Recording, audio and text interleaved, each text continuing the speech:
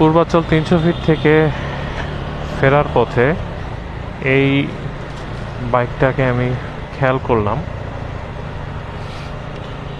এই যে দেখেন, নাম্বার প্লেটটা হলুদ রঙের।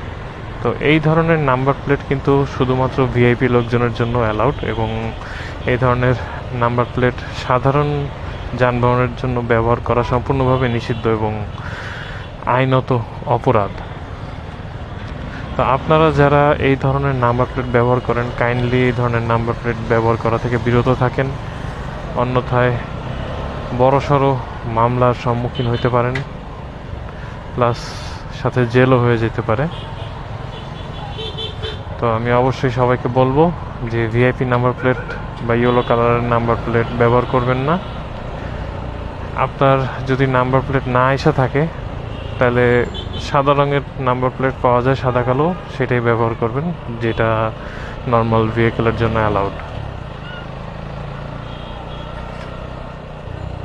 খালি নিয়ম ভঙ্গ করে ঝামেলা পোহানো সম্পূর্ণভাবে বোকামি ছাড়া আর কিছুই না।